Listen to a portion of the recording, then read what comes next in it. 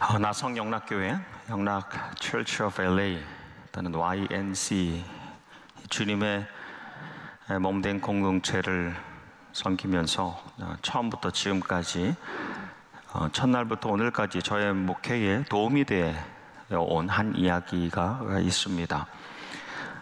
고대로부터 중세 프랑스까지 이어져서 이 라퐁텐이라는 작가가 자기 우화집의 이야기를 실으면서 전 세계적으로 유명하게 되었습니다. 영어 제목은 The Miller, His Son and the Donkey입니다. 한국어로는 어떻게 번역되냐면 부자와 당나귀인데요. 부자가 우리가 생각하는 뭐 많이 가진 부자가 아니라 아버지와 아들입니다. 어느 날 아들이 나귀를 시장에 팔려고 시골길을 가고 있었어요. 나귀를 데리고 시장으로 가고 있는데 마침 둘이 가던 길에 우물에서 물을 기는 이 처녀들 옆을 지나가 됐습니다. 그런데 한 처녀가 다른 처녀에게 이렇게 말합니다. 저거 좀 봐. 나귀는 편하게 걷게 두고 둘은 먼지구덩이를 터벅터벅 걷고 있네. 정말 어리석다. 라고 하니까 아버지가 그걸 들었어요. 어떻게 하죠? 아들을 나귀에 태우죠. 그리고 둘이 멀리 가기도 전에 이 노인들과 마주치게 됩니다. 그런데 한 노인이 다른 노인들에게 이렇게 말합니다. 정말 저것만 봐도 내가 말한 게 맞지. 요즘 젊은 사람들 정말 어른 공경할 줄 모른다니까. 아니 아버지가 저렇게 힘들게 걸어가는데 아들이 편안히 나귀를 타고 가네 라고 하니까 아버지가 그걸 듣죠. 그래서 아들을 내리고 자기가 나귀에 탑니다. 그리고 둘이 조금 가다가 이 어머니들을, 아이들이 있는 어머니들을 만났는데 한 어머니가 와서 이렇게 말하는 겁니다. 아니 뭐 하는 겁니까? 어떻게 아이는 이렇게 지치게 걷게 하고 당신은 당당하게 나귀를 타고 갑니까? 라고 하니까 아버지가 그걸 듣고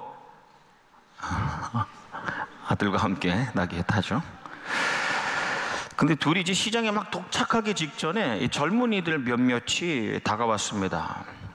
그래서 이렇게 말합니다. 혹시 이 나귀가 당신들 것이 맞습니까? 네, 맞습니다. 아니 누가 그렇게 나귀 타는 걸 보면 아무도 당신들 나귀라고 믿지 않을 겁니다. 이 괴로운 나귀가 이 둘을 태우고 간다는 거, 차라리 당신들이 나귀를 들고 가는 게 맞지 않습니까? 그러니까 아버지가 그걸 듣고 아들이랑 같이 나귀를 장대에 묶죠. 그래서 그 장대를 어깨에 메고 시장에 갔어요. 어떻게 되느냐? 그걸 보고 있는 주변의 모든 사람들이 큰 소리로 비웃는데 결론은 이렇게 됩니다. 아버지와 아들이 그 나귀를 어깨에 메고 다리를 건널 때 나귀가 너무 불편하니까 발버둥 치다가 나귀가 강물에 빠져서 떠내려갔다. 근데 다른 버전에 보면 그때 아버지와 아들도 나귀랑 같이 강물에 떠내려갔다입니다. 결론이 아무도 행복하지 않습니다. 근데 이 짧은 이야기를 통해서 오랫동안 우리 인류가 얻어온 교훈, 이 아버지와 아들처럼 주변 사람들 말 듣고 그들 비위에 맞춰 살면 항상 누구도 만족시키지 못하고 결국엔 모든 걸 잃어버린다는 것이죠. 얇은 귀를 가지지 말고 얕은 마음을 가지지 말고 살아라, 이 정도 되겠어요. 먼저 누구든 나귀를 타는 게 맞다, 나귀 타는 게 가장 좋다라고 말했던 이 처녀들은 아주 현실적인 유익을 중요하게 여기는 사람들이죠. 아버지가 타는 게 맞지 라고 하는 이 노인들은 그동안 유지해온 전통, 이 효라는 전통을 중요시 여기는 사람들입니다. 다음에 아니 아이를 그냥 걷게 놔두냐라고 말하는 아이를 가지고 있는 어머니들은 다음에 세워야 할 이 후세를 중요히 여기는 사람입니다. 마지막에 나귀를 저렇게 학대하다니라고 말하는 젊은 이들은 이 어떤 생명 피조물의 이제 이 보호의 중요성을 강조한 사람들입니다. 네 가지 다 중요해요. 유익과 전통과 후세와 그리고 보존 다 중요합니다. 근데 조금 더 중요한 것은 정말 이들이 말하는 것이 길을 가고 있는 이 부자, 아버지와 아들을 위한 말이었는가? 아니면 자기 만족을 위해서 던진 말인가 말이에요. 나아가서 여러분 우리가 이제 신앙인이잖아요. 그래서 신앙의 관점에서 이야기를 조금 해석해 보면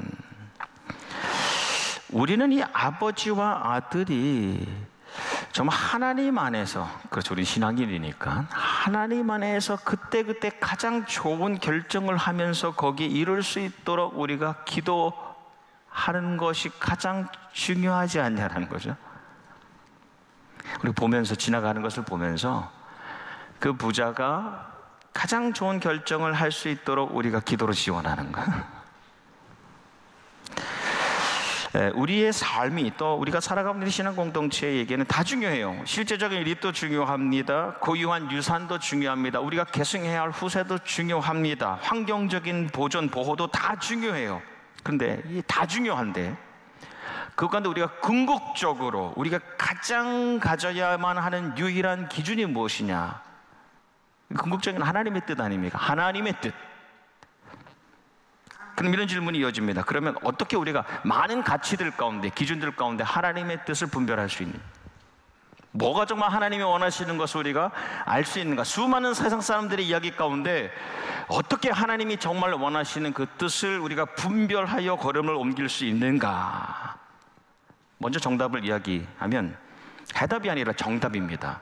그것은 새로 됨, 새로 되기에서 하나님의 뜻을 우리가 분별하여 알 수 있습니다.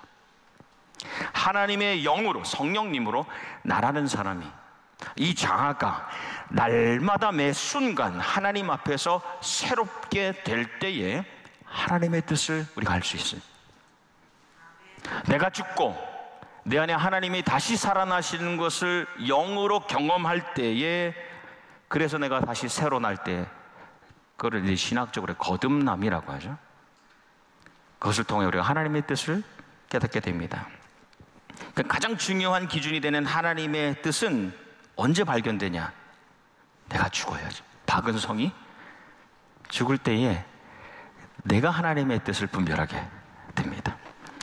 예수님께서 아무든지 나를 따라오려거든 자기를 부인하고 날마다 제 십자가를 지고 나를 따를 것이니라. 누구라도 하나님의 뜻대로 따라오길, 살아가길 원한다면 자기를 부인하고, 아르네오마이라는 말이 있네요. 자기를 부인한다는 것은 내가 나를 무시한다는 겁니다. 좀 말이 너무 직설적이지만 내가 내 안에 올라오는 주장과 의견과 경험과 내가 가지고 있는 능력에서 올라오는 그 소리를 일단 무시하는 겁니다. 그게 자기를 부인하고입니다. 그는 근본 하나님의 본체시나 하나님과 동등됨을 취할 것을 여기지 아니하시고, 충분히 그러실 수 있지만 그럴 수 있는 자신을 무시하고 종으로 오시잖아요. 그래서 언제 일어나냐? 언제나, 날마다, 매 순간. 여기서 날마다는 매 순간이라는 뜻입니다. 제 십자가를 지고 나를 따를 것이니라. 제 십자가를 지고, 우리가 잘 아는 대로 당시 십자가가 한 언도된 사형수는 옷이 다 발가벗겨져 있죠. 옷을 다 벗깁니다. 실오락이 하나 걸치지 않은 상태, 그리고 내가 못 박혀 죽을 그 십자가를 내가 지고 가고 있는, 그게 제 십자가를 지고 예수님께서 먼저 우리에게 보여주신 것, 그것을 따를 것이니라입니다. 사도 바울이 이 예수님의 명령을 듣고 이렇게 조금 바꾸어 고백과 선언합니다. 형제자매 여러분, 나는 감히 단언합니다. 나는 날마다 죽습니다. 나는 날마다 죽노라. 그런데 이어지는 이 말씀을 보면 내가 자랑할 것이 많은데, 자랑한 것 가운데 가장 자랑할 것은 나는 날마다 죽노라입니다. 또한 갈라디아 교회와 교인들을 향해서 이렇게 선언합니다. 내가 그리스도와 함께 십자가에 못 박혔나니 그런즉 이제는 내가 사는 것이 아니요, 내가 살긴 살아요. 내가 육신적으로 살아가지만 그것이 내가 아니요, 오직 내 안에 그리스도, 내 영 안에, 내 마음 안에 그리스도께서 사시는 것이다 라고 고백하여, 우리는 하나님 앞에서 내가 죽을 때에 비로소 살아나는 예수님의 모습, 다시요, 내가 죽을 때에 드러나는 예수님의 모습, 하나님의 말씀, 하나님의 뜻대로 우리가 살아갈 수 있다는 겁니다. 한번 거듭난 사람은 매일 매순간, 날마다 순간순간 거듭납니다. 한번 경험하면 내가 죽는 것이 무엇인 줄 알기 때문에 평생 그 여정을 갈 수 있어요. 솔로몬이 우상을 섬기면서 나라가 분열되죠. 이 우상은 다른 게 아니에요. 재물입니다. 풍족한 물질이에요. 나라가 북이스라엘과 남유다로 갈라집니다. 항상 그래요. 재물이 항상 우선시 되면, 재물이 물질이라는 가치가 앞서면 나눠집니다. 공동체의 분열은 재물로 인하여 일어납니다. 나라도 그래요. 북이스라엘과 남유다가 갈라집니다. 북이스라엘이 아수르에 의해서 망하죠. 남유다는 바벨론에 의해서 망합니다. 그리고 바벨론은 특별히 포로들을 끌고 가는데, 다 끌고 간 건 아니에요. 백성들 가운데 3만 명 정도, 한 3만 명 정도 포로를 끌고 가는 가운데 있었던 사람이 에스겔입니다. 에스겔은 보통 사람이 아니에요. 에스겔은 가문 대대로 이어져 온 제사장 집안입니다. 제사장이에요. 제사장인데 포로로 끌려가니까 내가 섬기고 있었던 거룩한 전, 성전이 없어졌어요. 내가 거룩한 일이라고 여겼던 성역이 없어졌어요. 그런 현실 속에서 하나님께서 그를, 너 이제 제사장이 아니라 예언자 또는 선지자로 불러주죠. 백성들이 포로로 끌려가서 드는 생각이, 첫 번째 드는 생각, 우린 더 이상 더 나아질 수 없겠다. 좌절입니다. 좌절. 좌절에서 이어지는 것이 무엇이냐면, 우리에겐 희망이 없다는 거예요. 절망입니다. 좌절이 절망, 피해의식, 패배의식, 패배의식. 그러다가 우리에게 어려운데, 이 어려움, 이 고난, 나의 아픔, 이 나의 슬픔이 어디서 왔는가 말이에요. 무엇이 원인인가? 라고 묻게 됐어요. 그리고 이 포로들이, 백성들이 내린 결론이 이렇습니다. 아버지, 어머니 때문이다. 이렇게 결론 내렸어요. 부모가, 조상들이 죄를 지어서 지금 내가 그 죄값으로 고난을 당한다. 그 책임은 나한테 있는 것이 아니라 부모에게 있다라고 그 죄값을 전가합니다. 그리고 만들어낸 그 당시에 아주 유행했던 속담이 이거예요. 아버지가 신포도를 먹어서 아들이 이가 시다입니다. 그런 의미를 담고 있어요. 내 이가 신 것은 아버지 때문이라는 거예요. 아버지가 신포도를 먹어서 오늘 내 이가 시다는 겁니다. 그런데 이 속담의 배경이 있어요. 십계명 2계명에 보면, 나를 미워하는 자의 죄를 갚되 아버지로부터 아들에게로 3, 4대까지 이르게 하겠다라는 말씀이 이 당시에 유행하던 속담의 배경인데, 하지만 여러분의 말씀은 단순히 부모의 죄값이 자녀에게 자동적으로, 기계적으로 내려간다, 또는 부모, 자녀가 어떤 죄에 대해서 공동의 책임을, 그 형벌과 저주에 대해서 공동으로 책임을 진다라는 말씀이 아닙니다. 이 말씀은 아버지, 어머니, 그 부모의 그 죄의 영향력이라는 것이 너무나 강력하여서 그 죄의 영향력이 자기 아들과 딸과 자녀, 그리고 손주까지 미치게 된다는 그런 경고의 교훈을 담고 있는 겁니다. 과음하고 흡연하고 폭력을 행사하는 부모 밑에서 자녀들은 자연스럽게 그 죄의 영향력을, 그것을 끊어내라는 명령이 담겨 있는 말씀이에요. 근데 백성들은 다르게 해석한 거죠. 그래서 피해의식에 빠졌습니다. 피해의식을 찾아보니까 이래요. 자기를 타인의 부정적 행동의 피해자로 여기며 살아가는 겁니다. 이게 피해의식. 나는 다른 사람 때문에 이렇게 됐어. 그런 인식을 가지고 살아가는 겁니다. 어차피 아무리 내가 있어도 부모 잘못 때문에 불행할 수밖에 없다 라고 생각하며 살아갑니다. 그러니까 죄에 점점 무뎌지죠. 그리고 삶을 포기하고 방탕하게 살아갑니다. 보세요. 부모 탓, 조상 탓, 사람 탓, 환경 탓 하면서 살아가니까 가장 심각한 문제가 뭐냐? 누구 탓하며 살아가면요, 가장 심각한 문제가 무엇이냐면 회개가 없어요. 회개가 사라진다는 겁니다. 내 잘못이 아니니까, 나는 무고하다, 나는 죄가 없다라고 생각을 하니까 회개는 무엇입니까? 하나님 앞에서 새롭게 되는 것이 회개죠. 하나님 앞에서 새로워지는 죄 사함의 역사가 없는 거예요. 백성들에게 죄를 지으면서 가해자로 살아가지만 항상 피해의식을 가지고 살아가니까 내가 회개를 하지 못하는 겁니다.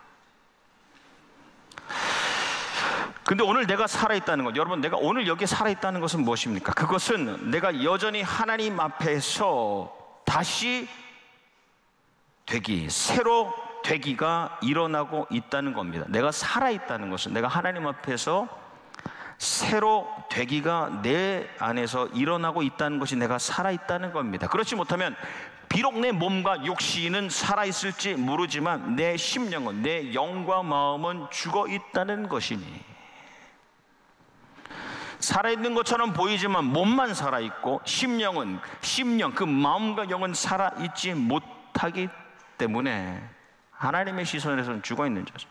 그러니 우리는 죄에 대해서는 죽은 자이나 날마다 매 순간순간 하나님께 대해서는, 하나님 앞에서는 살아있는 자로 살아야 되는 것이죠. 하나님 보시기에 내가 살아있어야 되는 겁니다. 세상이 보기에, 사람이 보기에, 죄가 보기에 내가 살아있는 것이 아니라 하나님 보시기에 살아있어야지 정말 살아있다는 겁니다. 에스겔이 그래서 그 당시에 아주 퍼져 있었던 그 속담에 대해서, 그 속담에 또 쩔어 살고 있는 백성들을 향해서 이렇게 말합니다. 어찌 됨이냐입니다. 어찌 됨이냐. 요즘 시체말로 표현하면 뭔 말도 안 되는 소리냐. 너 이가 신 것이 아버지가 신 포도를 먹어서 그런 것이 아니야. 그리고 다시는 그런 말을 입에 담지 말라 라고 하고 전하는 말씀이 오늘 우리가 나눈 말씀입니다. 나 주 하나님의 말이다. 그러므로 이스라엘 족속아, 나는 너희 각 사람이 한 일에 따라서 너희를 심판하겠다. 너희는 회개하고, 그러니까 너희는 회개하고 너희의 모든 범죄에서 떠나 돌이켜라 하시며 이어서 너희는 마음과 영을 새롭게 하여라. 너희의 마음과 영을 새롭게 할지어다. 영어로 말하면 get a new heart and a new spirit. New heart and new spirit. 그 다음 이어지는 영어 말씀이 Why will you die? 왜 죽으려고 하느냐입니다. 새 영과 새 마음을 가지지 않으면 결국 죽는다는 겁니다. 수많은 가치들, 수많은 기준들, 사람들이 말하는 것들 사이에서 우리가 하나님 앞에서 항상 날마다 매 순간 새롭게 되기를 부단히 애써야지만 우리가 하나님 보시기에 죽은 자가 아니라 살아있는 자로 살아간다는 겁니다. 그리고 놀랍게도 우리는 이 거듭남, 계속되는 거듭남, 새롭게 되는 것, 내가 새롭게 되는 것을 너무 기뻐할 수 있는 사람들입니다. 마지못해 억지로 하는 것이 아니라 매일 아침 눈을 뜨고 매일 밤에 눈을 감으면서 내가 새롭게 되기를 기대하고 기뻐하며 살아갈 수 있는 사람들입니다. 왜냐? 거듭남을 맛본 사람들이기 때문에 그렇죠. 에스겔 선지자의 반복되는 이 선포, 에스겔서의 그 말씀의 핵심, 에스겔 36장 말씀에 새 영을 너희에게 두고 새 마음을 너희에게 주되 너희 육신에서 굳은 마음을 제거하고 부드러운 마음을 줄 것이다 입니다. 요즘 쉽게 좀 풀면 이렇습니다. 너희에게서 돌처럼 굳은 마음을 없애고 살처럼 부드러운 마음을 주겠다. 암석같이 단단한 마음을 고기처럼 부드러운 마음으로 바꾸는 것. 근데 말씀은 그것을 우리 힘으로 할 수 없다고 알려주고 있어요. 새로운 영, 루아, 성령님을 받는 것 말이에요. 새로운 마음, 하나님의 감정을 나의 감정으로 가져가는 것. 그것은 내 능력으로 안 되는 겁니다. 그것은 우리가 하나님의 영, 성령님을 구할 때 가능한 겁니다. 내 능력으로는 가질 수가 없어요. 그래서 여전히 에스겔 37장 말씀, 우리가 너무너무 잘 아는 장면입니다. 이 장면을 통해 하나님께서 이게 어떤 말씀인지를 우리에게 보여주세요. 실제로 그를 체험하게 하십니다. 에스겔을 골짜기로 데려가셔서 거기를 가득 채우고 있는, 골짜기를 꽉 채우고 있는 마른 뼈를 보여주시죠. 하나님께서 그 뼈들을 일어나게 하실 수 있지만 하나님께서 에스겔을 통하여서 말하게 하십니다. 너가 구하라는 겁니다. 너가 그들에게 새로운 영과 새로운 마음이 들어가서 살이 붙도록 너가 명하라라고 말씀을 하세요. 간절히 너가 구하라. 주 여호와께서 이같이 말씀하시되 생기와 사방에서부터 와서 이 죽음을 당한 자에게 불어서 살아나게 하라. 너가 마른 뼈들을 향하여 생기를, 하나님의 영의 그 열기를, 그 뜨거움을, 그 살아있는 힘을 선포하고 그것이 임하기를 계속하여 간구하라는 겁니다. 우리 자녀들 마른 뼈와 같이 누워있는, 우리 주변 함께 살아가는 이들, 골짜기를 가득 메우고 있는 마른 뼈들을 향하여 너가 간구하라는 겁니다. 하나님, 새로운 영과 새로운 마음을 그들에게 주십시오. 그때 죽은 것 같은 사람들에게 새 영과 새 마음이 들어가고 돌이 살이 돼요. 여러분, 돌이 어떻게 살이 되겠습니까? 근데 구한이 돌이 살이 되고 다시 일어나 큰 군대를 이루는데, 우리 나 자신을 향하여서 또 서로를 향하여서 하나님의 영, 성령님의 임재와 충만하심을 간구하고 너와 내가, 우리가 새로 되기, 항상 새로 됨을 끊임없이 간구하고 끊임없이 애쓰는 사람들이 되기를 원하는 것입니다. 예수님께서 세상에 오셔서 사역합니다. 예수님의 모든 사역은 생명과 연관이 됐습니다. 생명은 영적인 생명과 육적인 생명입니다. 그 생명을 살리는 사역을 하십니다. 그리고 세상을 떠나면서 제자들에게 주시죠. 제자들에게 유산, 유익, 전통, 후세 주시지 않으셨어요. 한 가지 주셨어요. 예수님께서 떠나시면서 주신 것은 성령님을 보내주셨어요. 성령님만 계시면 돼요. 성령님께서 우리 안에 계시니 그분이 우리에게 부어주시는 생기, 영적 기운으로 날마다 매 순간순간 우리의 영과 마음이 새롭게 되어서 살아가는 겁니다. 성령님만 계시면 새로 되기가 가능합니다. 성령님의 계심을 느끼는 순간부터 내 삶은 새로워지는 거죠. 겉사람은 부패하나 속은 날도 새로워지는 겁니다. 다윗이 시편에 보면 새 노래라는 표현을 많이 씁니다. 새 노래. 특별히 40편에 나오죠. 새 노래, 새로운 노래, 새 찬양입니다. 그것은 작시와 작사가 또는 작곡이 새로 된 노래를 말하는 것이 아니에요.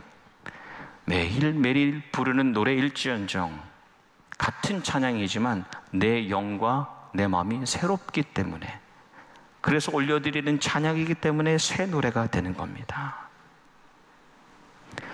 이 시편 40편 말씀을 보면 기가 막힐 웅덩이와 수렁에서 끌어올리시고 발을 반석에 두사 걸음을 견고하게 하시는 하나님. 내 상황이 그렇게 좋지 않아요. 하지만 그 하나님 앞에서 성령님으로, 하나님의 영으로 새롭게 채워져서 새로운 찬양을 올려드리는 겁니다. 그게 우리 삶 아닙니까? 말씀을 맺습니다. 아버지 아들이 이 나귀를 데리고 마을을 향해 갈 때, 제가 아버지라면 경험이 있으니까 떠나기 전에 아들에게 이렇게 말해줄 것 같습니다. 아들, 이제 우리가 함께 걸어가면 쉽지 않을 수 있다. 하지만 혹 너가 힘들면 나에게 알려주고 내가 힘이 들면 너에게 말할게. 그리고 나귀가 너무 힘들어하면 잠시 쉬어가자. 우리가 가는 길엔 너무 많은 소음과 예상하지 못했던 방해가 있을지도 몰라. 하지만 하나님께서 함께 가신다면, 하나님의 영이 우리와 함께 한다면 우리는 행복하게 거기에 도달하게 될 것이야. 2025년을 이제 보내게 됩니다. 2026년 새로운 해를 준비하면서 박은성이 먼저 새롭게 되기를 저는 기대합니다. 또 우리의 새로움을 기대합니다. 새롭게 주의 전에 세워질 일꾼들을 기대합니다. 새로운 영으로, 새로운 마음으로 세워지는 하나님의 나라를 위해 기도합니다. 조금씩 고쳐 쓰지 않고 날마다 매 순간 성령님의 특권적인 역사하심으로 새로 되기, 다시 태어나는 거듭남의 역사가 하루를, 한 주를, 한 달을, 한 년, 1년을, 그리고 평생을 이끌어 갈 수 있기를 주님의 이름으로 축복합니다.